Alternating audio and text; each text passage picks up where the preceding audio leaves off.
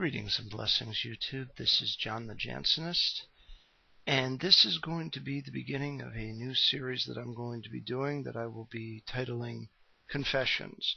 And for those of you that are of a Augustinian persuasion that are subscribed to my channel, this will be basically a similar endeavor to the one which St. Augustine took upon himself when he wrote his own Confessions, which have since become a very important resource for any growing Christian who wants to better understand the message of the gospel.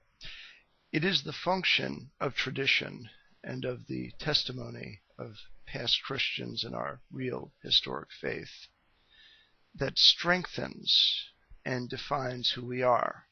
It is not a substitute for the revelation that we have been given in Scripture and should no way be treated as superior to it.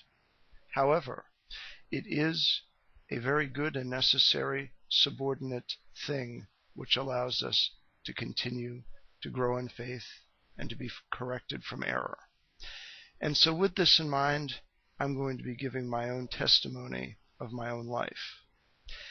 And where this will differ with St. Augustine's Confessions is that mine will be done via stream of consciousness, therefore they will be not written in the lovely and poetic fashion that he wrote his in, which I'm sure was the result of many hours upon hours of deep thought and contemplation with pen and paper in hand.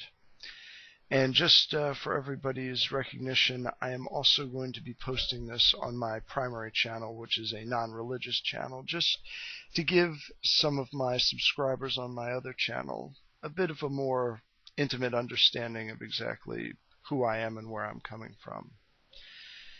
And I'm going to start this testimony in medias res, which in Latin means in the middle of things. It was around my 17th or 18th year when I experienced, which I believed to be at the time to be a loss of faith. I had been brought up in a family that was the result of a union between a apathetic Catholic father who had drifted to a couple of different churches since, and an Anglican/American Episcopal Church mother. Both of my parents are from largely Irish extract, my father's side of the family being more of the green Irish nationalist variety, my mother being more of a progressive and pro-unity with Britain sort of mindset. And on my mother's side there was also a good bit of other cultures mixed in as well, particularly French, Celtic, small amount of German, Scottish, and some Native American also, particularly the Lakota Sioux peoples of the Minnesota and Dakotas area of the Midwestern United States. I had been raised in the Anglican faith. I was catechized and confirmed as an Anglican. And as an Anglican, I accepted at face value the testimony of the gospel and the gospel message as it was understood by the prelates of the Anglican Church here in America, which is a very diluted and liberalized understanding of the gospel that has allowed for a multiplicity of opinions, many of them erroneous. Indeed, if you look at the historic faith of the Anglican Church, you see a threefold conflict between Calvinistic thinkers, Arminian thinkers, and a third party that is somewhere in the middle, generally orthodox in nature, but basically the sort of let's all get along with each other conciliatory party. I was essentially educated in a church that taught that third mindset, which was that we don't really have an official opinion regarding the debate between limited atonement and unlimited atonement. Therefore, the notion of, is God's grace sovereign or is it conditional?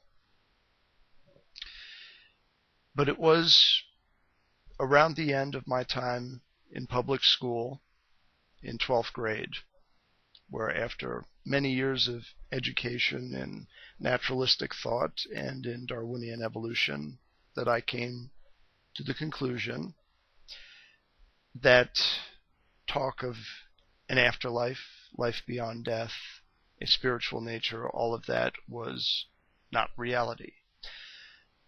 I at first began as an apathetic non-believer, something along the lines of a live and let live agnostic. During my time in college, I drifted back and forth from being a misanthropic, hardline atheist who despised all things religious, and a sort of happy-go-lucky, live-loose, occasional Buddhist, depending on which crowd of people I was running with. In that time, I was exposed to all sorts of different philosophies, modes of thought. The entire American university system is, in essence, a sort of cesspool of differing ideas. Coherence is not something that's really high on the priority list of most educational bodies, particularly at higher learning levels, particularly when it comes to philosophy, theology, and so on and so forth. At that point, I wasn't interested in theology, but there were courses being offered, at least, dealing with it from a historical standpoint. This time period of ambiguity with regards to my beliefs continued until my early 20s. It was actually in the recent aftermath of the September 11th attacks that I started to give religion some serious consideration again. And at first, my interest began with simple curiosity. I read a number of things by various authors defending many different religious takes, some of them Western ideas, some of them Eastern ideas. I wasn't really so much interested in a particular school of thought on this matter. I just simply came back into the general idea of considering the general idea of universal law and an afterlife. But through my readings at that particular time, I eventually came to a conclusion, and it took me many years of pondering the nature of humanity in general that I came to this conclusion. And this was the conclusion that ultimately led me to where I am now. And the particular subject that I was concerned about was one that had been brought to my attention particularly by the event of September 11th, which was the notion of death. For most naturalistic thinkers and other secular humanists, and even a good number of religious people, death is viewed not as something unnatural or irregular or not right, but it's considered a natural event and a companion that walks the path of existence alongside life.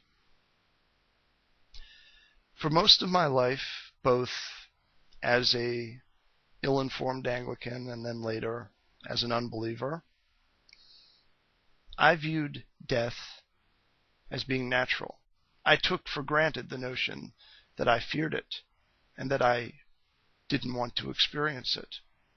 Even though at many a time I was very messed up intellectually and I harbored some ill will towards the general concept of the human race and thought that maybe the world would be better off without it, I never really could get to the point where I said that life was so bad that death was actually something that I'd want to experience. I never had suicidal inclinations the way other YouTube Christians, particularly Venom Fang X, did during his time as an atheist. I can't really say why it was at the time, but I always, at an innate level, believed that there was something about death that was different, that didn't fit with everything else. And over time, I began to associate certain other things with death, certain things that most of humanity generally considers to be unethical modes of living or improper practices, such as killing, stealing, and various forms of sexual misconduct. Adultery was actually one of the last things that I ended up considering, because adultery was something that I saw a lot of, particularly when in college. People got married young, and people became unfaithful within a short period of time. Rape, incest, pedophilia, those things were more on my radar at the time. But I never really had an understanding of why I thought these things were wrong. I just did. I accepted the belief of people like Richard Dawkins that our notions of compassion and morality are simply accidents of the evolutionary process, and that although they don't seem conducive to the notion of a self-grasping race such as the human race, they nonetheless are a part of who we are. But the issue of death in particular continued to haunt me. And eventually, at one point, it was around the time that I began to reconsider becoming recatechized as a Christian, that I came to a simple realization, one that generally flies in the face of what most people in modern society think.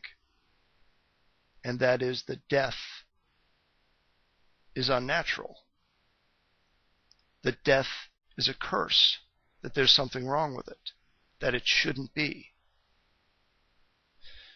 There's nothing empirical that I can point to explain this belief. Indeed, all empirical data suggests that this is what happens, therefore it's natural. And indeed, I became obsessed with David Hume's notion of the idea of the naturalist fallacy, which was that because something appears to be natural doesn't necessarily mean that it's right or ethical. And although I don't recall ever reading anything by him that suggested that we should treat such things as death, which is something that's certain for everybody in the end, in this light. But I began to. So Hume, to a certain extent, influenced this conclusion, but I wouldn't call him the direct cause of it, because it was a conclusion that he never reached. And I don't think he would have applied his notion of a naturalist fallacy to that particular aspect of life. But I began to. There is something about death which disturbs us. When a loved one passes, for some of us, even when someone that we've never met has been killed or has had their rights violated in some distant land, either at the hands of some other government or by our own government, we have, for the most part, with the exception of certain people whose consciences are seared, we have a gut reaction that says that this is wrong, that this is bad. We don't like it.